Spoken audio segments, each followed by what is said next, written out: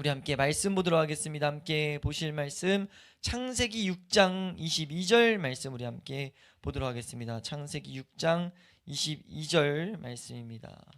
창세기 6장 22절 우리 한 절 말씀만 우리 함께 합독하도록 하겠습니다. 함께 읽습니다. 시작.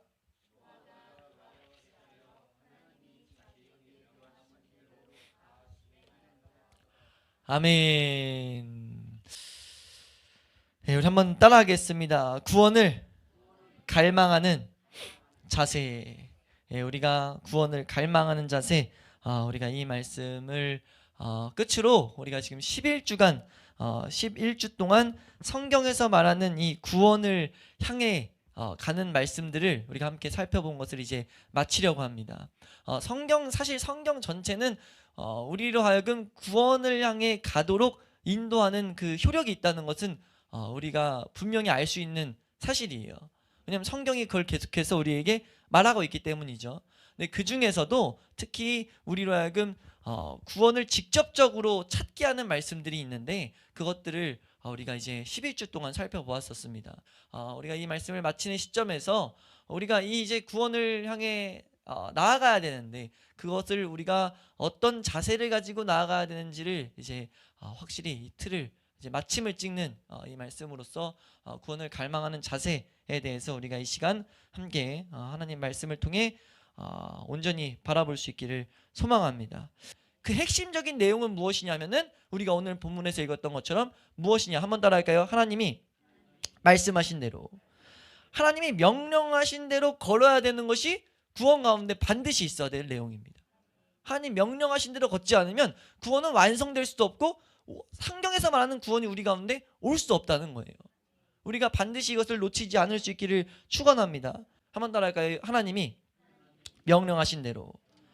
왜 그런 이 말씀을 하나님 명령하신 대로 걸어야 되느냐? 그것은 구원이라는 것은 사람에게서 전혀 0.1%도 그 구원을 향해 갈 수 있는 여지가 없기 때문이에요. 사람에게서 그 힘이 나타날 수 있는 가능성이 제로이기 때문입니다.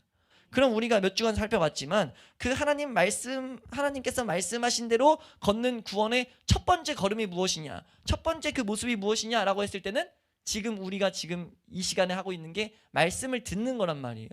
저는 말씀을 선포하고 우리 함께 예배드리는 다른 우리 성도님들은 말씀을 듣고 있어요. 이게 하나님께서 정하신 구원의 첫 번째 스텝입니다.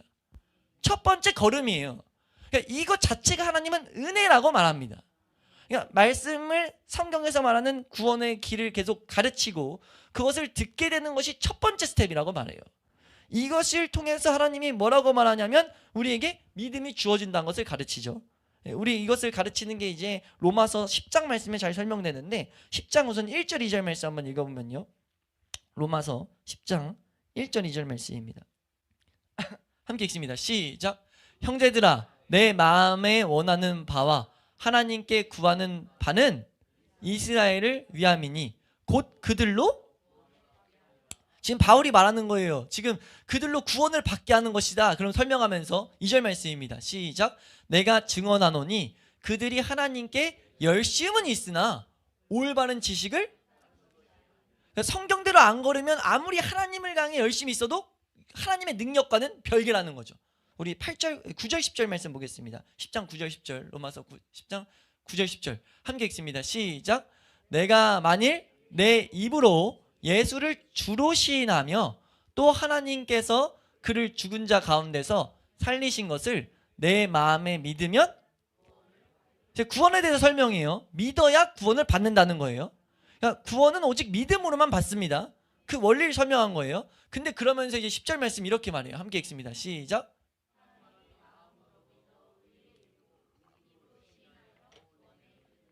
아멘. 지금 뭐라면 사람이 마음으로 믿어서 우리가 어떤 이게 과정을 여단의 그 원리를 설명하는 겁니다. 구원은 우리가 믿음이 주어졌을 때 믿어서 의라는 게 오고 의로움이 오고 우리가 그 사람들은 이제 입으로 내가 하나님의 사람이다라고 시인하는 삶들을 살게 돼서 그 모습 때문에 그 모습이 확증되면서 구원이 자신에게 온 것을 우리가 알 수 있게 되거든요. 근데 이 구원에 대해 설명하면서 이게 어떻게 이루어지는가에 대해서 설명을 이제 바울이라는 인물이 합니다. 뭐라고 이제 하냐면 우리 13절부터 17절 말씀을 잘 읽어보시면 13절 말씀부터 17절 이 과정을 설명해요. 함께 읽습니다. 시작. 누구든지 주의 이름을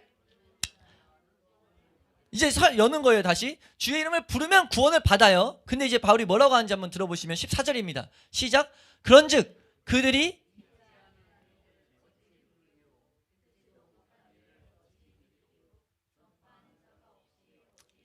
아멘. 이거 번역을 좀 더 단어 그대로 해드리면요. 그런즉이 이제 어떻게 되냐면 그런즉 그들이 믿지 않은 자를 어찌 부르리요 하고는 이렇게 번역되어 있는데 먼저 나온 게 이거예요. 이 질문 자체가 바울이 이렇게 말하는 거예요. 그런즉 어떻게 부르냐?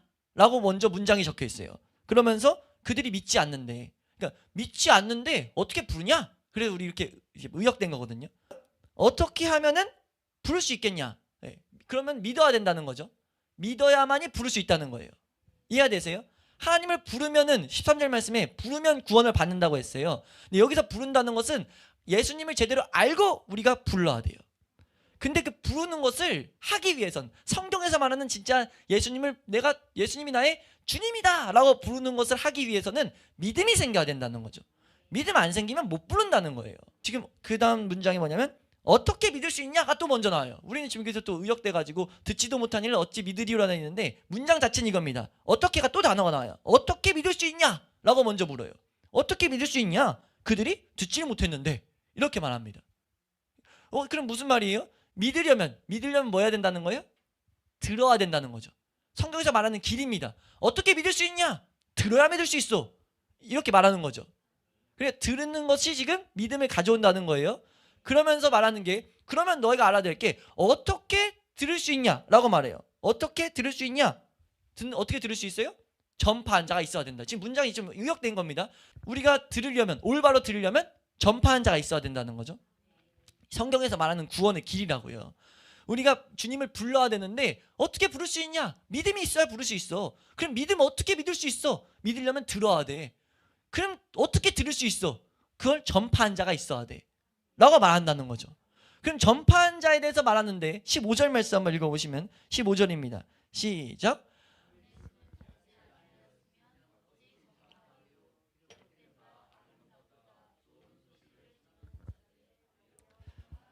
이 첫 문장도 그래요. 어떻게 우리가 전파할 수 있어? 라고 물어요.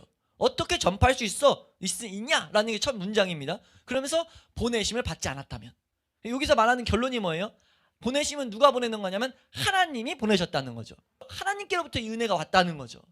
그래서 그 은혜를 입은 자들이 하나님을 발견해서 안 자들이 그 하나님의 은혜로 보내심을 받았고 받아가지고 그걸 전파하게 됐고 전파할 때 듣게 되고 들을 때 믿음이 생긴다는 거예요. 그 믿음이 우리로 하여금 주님을 부르는 자리까지 가게 돼야 된다는 거죠. 이해되세요?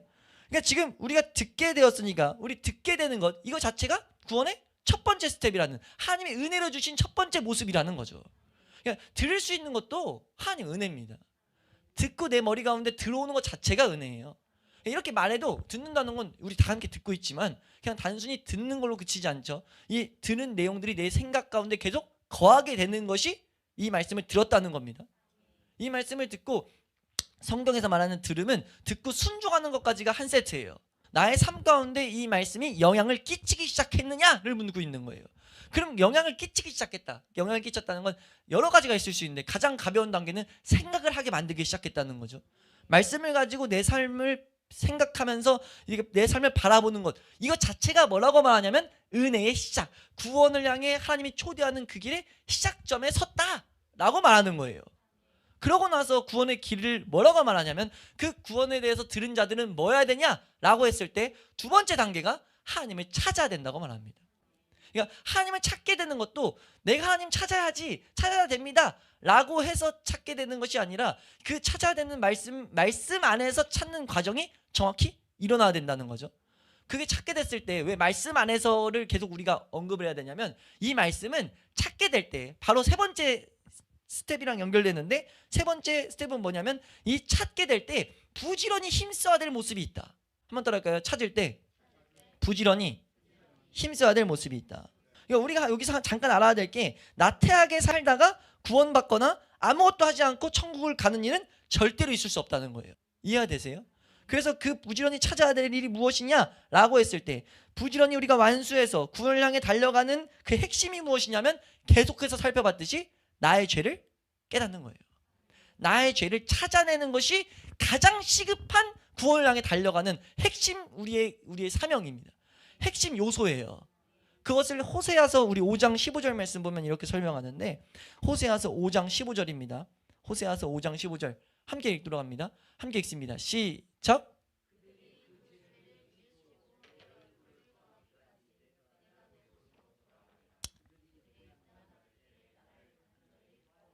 아멘. 지금 여기서 말하는 말씀에 그들이 죄를 뉘우치고라는 단어는요 원문으로 좀 해석하면 정확한 의미는 그들이 죄를 스스로 느끼기까지가 더 올바른 해석일 수 있어요. 그러니까 뉘우치고 그걸 좀 이해하기 쉽게 하면 스스로 느끼기까지, 자기 안에 있는 죄들을 느끼기까지 하나님 뭐 하신다고 하냐면 그렇게 느껴서 내 얼굴을 구하기까지 나는 내 곳으로 돌아가 있을 거야. 내가 너희와 함께 안 있을 거다. 지금 이게 그 이스라엘 백성의 심판 앞에서 하는 말씀이거든요. 호세아라는 이 배경이 간단히 말하면 하나님이 심판 내리기 전에 너희가 떨어져 있을 거야. 너에게 내 은혜가 닿지 못할 거야 라고 말해요. 뭐 하기 전까지요? 너희들이 스스로 죄를 깨닫기까지, 그 죄를 깨달아서 하나님을 찾기까지. 그 전에는 하나님의 은혜가 계속 공급이 안 된다는 겁니다. 이해되세요? 부지런히 이 일을 해야 된다는 거죠. 우리 로마서 3장 19절 말씀 보면요, 로마서 3장 19절, 신약성경 로마서 3장 19절 말씀 우리 함께 한 목소리로 합독하도록 하겠습니다. 함께 읽습니다. 시작.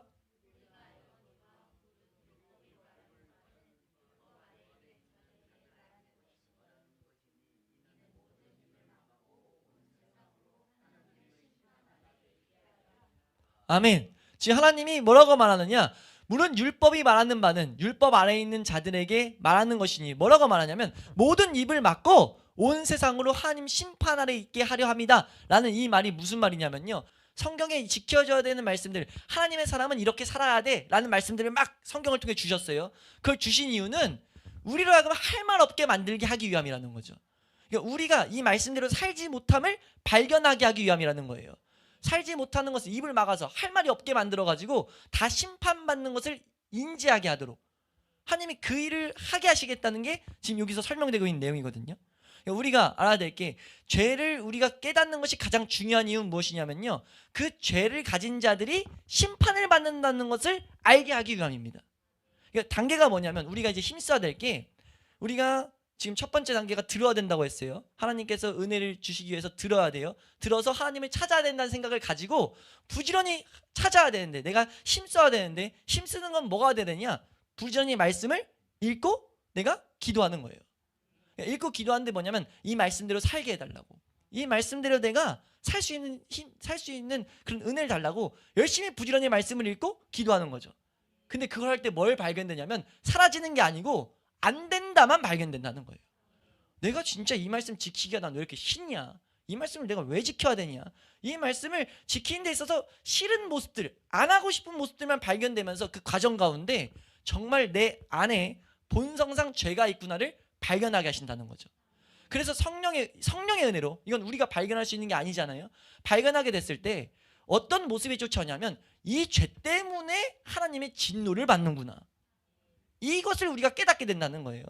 그 진노를 받는구나를 깨닫게 됐을 때 바로 쫓아오는 모습이 무엇이냐면은 우리 삶 가운데 우리 모습을 딱 그 비추는 가운데 성령님의 은혜로 하나님의 진노를 보게 되면 그 진노 앞에서 내 안엔 죄가 있고 이 죄 때문에 하나님의 진노를 받게 되는데 그 일에 있어서 내가 할 수 있는 게 아무것도 없다라는 것을 발견하게 된다는 거예요. 이걸 우리가 지금 11주 동안 본 겁니다. 그러니까 우리가 부지런히 찾고 힘쓰는 건 말씀을 읽고 말씀을 가지고 기도하는 거예요. 그 이유가 무엇이라고요? 죄를 깨닫도록. 죄를 깨달아질 때 나타나는 증상이 하나님의 진노에 대한 말씀이 나에게 향해 있다는 것을 내가 느끼기 시작한다는 거죠. 화들짝 놀라게 된다는 거예요, 인생이. 그래서 두렵고 떨림이 오기 시작한다는 거죠. 그래서 그것이 우리 가운데 왔을 때 그 앞에서 뭘 깨닫게 되냐면 우리 힘으로 이거에 대해서 아무것도 할 수 없다 라는 것을 성경은 가르친다는 겁니다. 그래서 그것을 깨달은 자들이 뭘 하게 되냐면 그제서야 이 일을 위해 오신 예수 그리스도만을 찾게 된다는 거죠. 이해가 되세요? 이게 성경에서 말하는 구원에 이르는 과정, 구원에 이르는 하나님 명하신 대로 정하신 길이에요. 이해가 되시나요? 엄청 생략했지만 이거를 이 한편을 이해시키게 하기 위해서 이거를 그러니까 죄에 대한 각성에 대해서 이해시키기 위해서 우리 믿음의 선배들은 거의 5주 10주 동안 설교를 해요. 죄를 발견해야 된다는 것만 풀어가지고 죄를 발견해야 된다고 5주 10주 동안 계속해서 말하는 거예요. 이게 우리의 이성으로 붙잡히게 하기 위해서. 그리고 그걸 어느 정도 이해됐어요? 그럼 또 5주 10주 동안 뭐 하냐면은 우리가 그 죄에 있어서 하나님의 심판이 있다는 것을 발견해야 된다는 것을 계속 가르쳐요. 성경에서 말하는 것들을 하나씩 다 찾아가면서. 그리고 그 앞에서 우리가 알아야 될 게 주의해야 될 주의점을 먼저 말하는데 뭐냐면 그런 것들을 발견했을 때 우리가 딱 뭐 하게 되냐면 그럼 내 힘으로 이제 구원을 향해 달려가고자 해요. 구원을 향해 내 힘을 온 것들을 동원해서 달려가게 하는데 그 과정 가운데 우리가 또 있어야 될 게 우리가 그 가운데 내 힘으로 할 수 없구나라는 무력함을 깨달아야 된다는 것을 또 설명한다고요. 그러니까 우리가 지금 세 단계를 그냥 간단히 말했지만 간단한 단계가 아니라 성령의 은혜가 아니고서는 이룰 수 없는 단계라는 거죠. 단지 하나님께서 명령하신 이 길에 대해서 우리는 정확히 알아야 된다는 겁니다. 지금 무슨 말씀인지 이해가 되시나요? 여호와께서 명령하신 그 길의 과정이 있다는 거죠.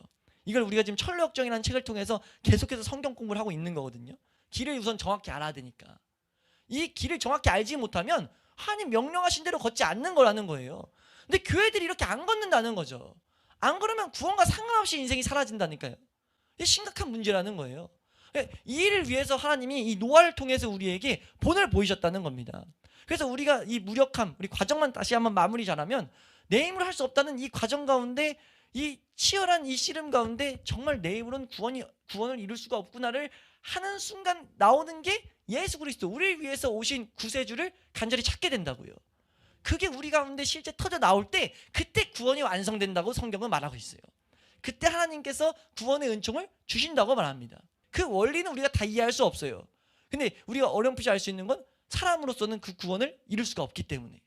그래서 예수 그리스도라는 분을 통해서 그 길을 만드셨고 그래야만이 우리가 그 길을 통해서 붙잡아야만이 이 죄악 가득한 세상 가운데 하나님이 주신 은혜가 얼마나 값어치 있는 것인지를 이 과정 가운데 우리가 깨닫게 된다는 거죠. 1년에 이런 과정을 통해서 우리가 걸어야 되는데 이 일을 위해서 가장 힘써야 될 우리가 이 과정을 통해서 과정을 알아놓고 힘써야 될 모습은 말씀과 기도예요. 단순히. 참 감사한 거죠. 그냥 말씀과 기도로만 걷게 하셨어요.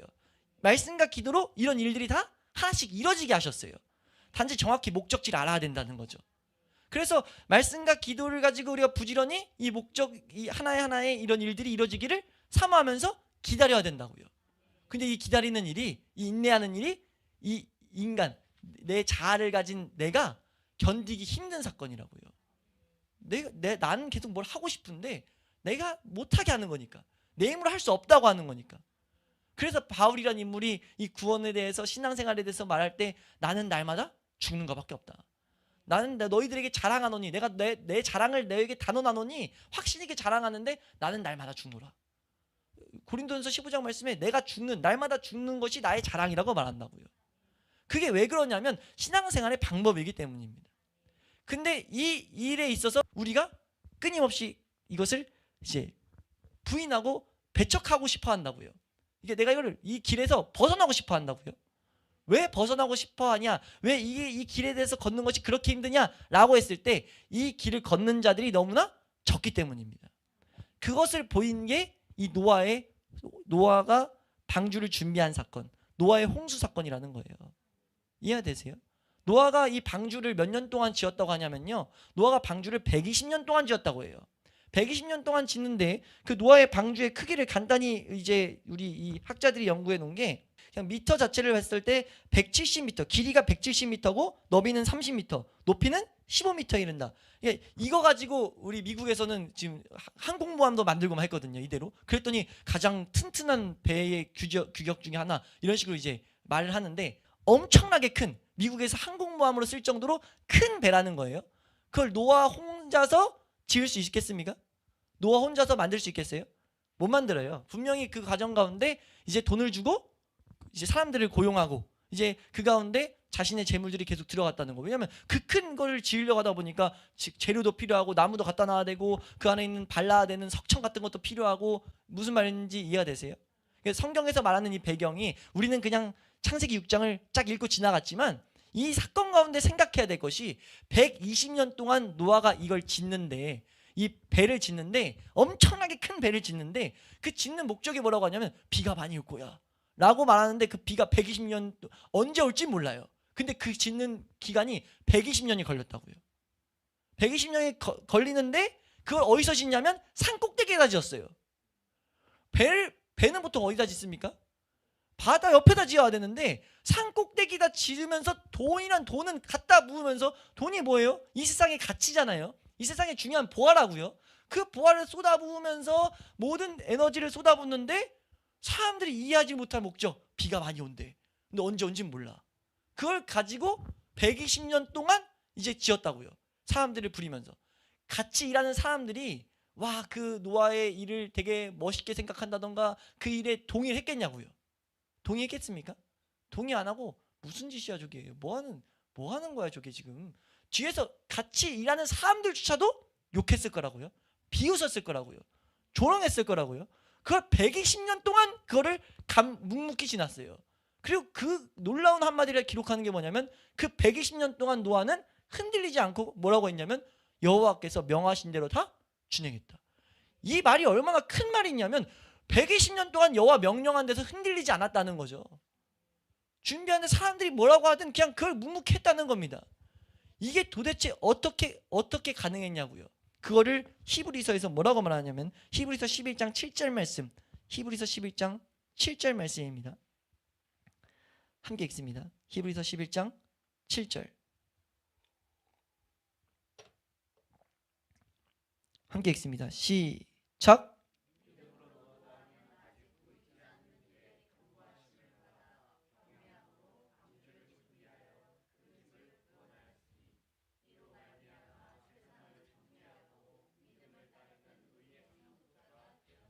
아멘. 지금 뭐라고 정리하냐면 이 히브리서라는 성경에서 노아는 그 하나님의 경고하심을 보고 그것이 믿어져서 방주를 준비해서 구원이 성취됐다는 거예요. 성경에 그래서 말하는 게 뭐냐면 하나님의 진노를 우리가 왜 알아야 이 길을 달려갈 수 있냐면, 왜 스텝 가운데 첫 번째 죄의 문제를 발견하고 진노를 발견하라고 하냐면 그걸 안 하고서는요 구원을 향해 우리가 달려나갈 수가 없습니다.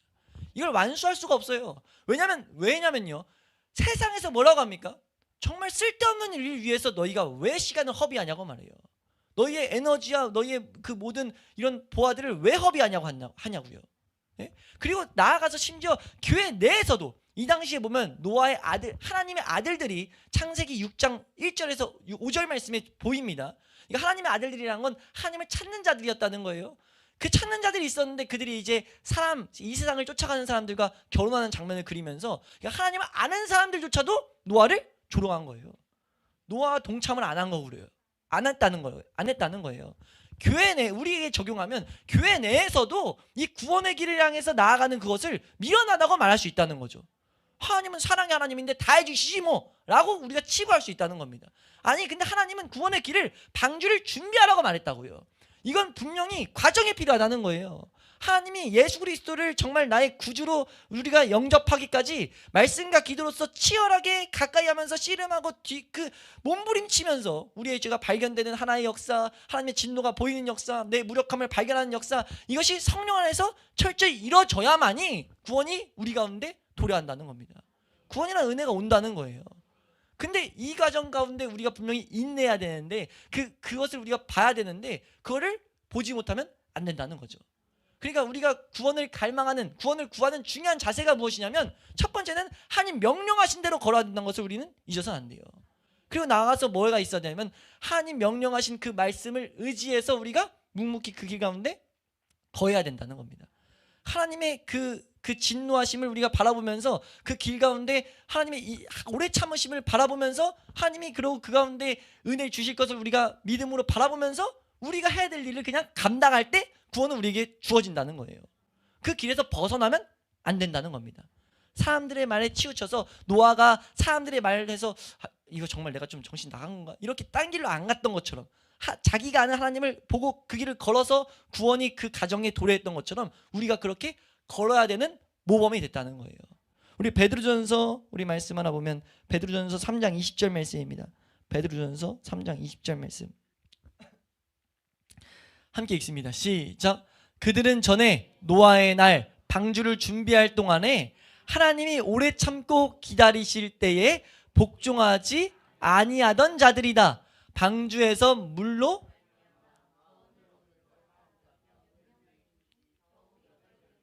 겨우 8명, 그 많은 수많은 민족, 70민족이 넘는 70나라가 넘는 수많은 민족의 수많은 사람들이 있었는데 겨우 8명만 구원을 받았다. 왜요? 하나님이 오래 참고 기다리는 걸 모르고 그 말씀, 그 노아의 방주가 지을 때 사실 하나님이 경고하고 있던 건데 그 경고를 들을 생각 안 했다는 거죠. 그때 보면 너무 바빴다는 거예요. 결혼하는데 바쁘고 자기 사업하는데 바쁘고 자기 어떤 일을 하는데 이 세상에서 필요한 일들을 하는데 가지각색으로 바빠가지고 이 노아를 무시하고 조롱만 했다는 거죠. 그럼에도 불구하고 지금 노아는 하나님이 자기에게 명령하신 대로 다 준행했다는 거예요. 그 일을 시작했을 뿐만 아니라 성공리에 완수했다는 것을 우리에게 말하고 있다는 거죠. 그러니까 오랜 세월도 이 노아를 지치지 못하게 했고 엄청난 비용도 멈추지 못하게 했고 온 이웃과 세상의 비웃음도 그를 충격에 빠뜨리지 않게 했다는 거예요. 우리가 그 모습을 바라보고 그 은혜가 우리에게 동일하게 주어진다는 것을 바라보고 걸어야 된다는 거죠. 노아라는 인물은 한번 일시적인 완전 종말이 아니라 일시적인 물심판을 위해서도 노아는 이 일을 걸었고 일이 완수됐는데 하물며 영원한 심판, 영원한 진노의 그 하나님의 손길로부터 우리가 구원받아야 되는 이 길에 있어서 마땅히 이렇게 동일하게 걸어야 되지 않는가라고 걸으라라고 성경은 우리에게 가르치고 있다는 거죠. 우리가 이 길을 제대로 잘 걸어갈 수 있기를 주의 이름으로 축원합니다. 구원을 갈망하는 자세는 하나님 명령하신 대로 걷되 그 이유를 정확히 보고 걸어야 된다는 거예요. 이 길이 분명히 성경은 힘들다고 말한단 말이에요. 세상이 조롱한다고 말해요. 세상이 이해하지 못한다고 말합니다. 이 길을 걸 때 지칠 수 있다고 성경은 분명 말합니다. 힘들 수 있다고 말해요. 근데 그럼에도 불구하고 자기 십자가를 지고 계속해서 걸으라고 말하거든요. 그걸 온전히 걷기 위해서는 발견을 해야 돼요. 발견할 수 있는 성령의 은혜를 구하여야 된다는 겁니다. 우리가 그걸 온전히 구해서 이 길에 있어서 절대 낙오하지 않을 수 있길 축원합니다. 교회에 이거 외에 중요한 일은 없어요. 이거 되는 순간 하나님 뭐라고 약속하냐면 너희는 먼저 그의 나라와 그의 의를 구해라. 그의 의가 너희 가운데 오는 순간 이 세상의 모든 필요한 거 내가 다 채워줄게. 내가 이 세상 필요한 쓸 것 구할 필요 없어. 그거 너희가 구할 거 아니야. 그거는 이 세상 사람들, 하나님 알지 못하는 사람들이 거짓 신들한테 구하는 거고 나의 백성들 그거 구할 필요 없어. 내가 다 주려고 난 준비하고 있는데 너가 해야 될 건 단지 이 내가 주려는 이 생명 가운데 들어오는 것, 방주 안에 들어가는 것, 그것이 우리 하나님을 믿는 교회의 가장 중요한 핵심입니다. 우리가 그것을 알아서 이것을 가지고 신앙생활할 수 있는 우리 교회 될 수 있길 소망합니다. 우리가 정말 살아있는 신앙생활을 함으로써 하나님을 나타내는 우리 죽동 회복의 교회가 될 수 있기를 주의 이름으로 축원합니다.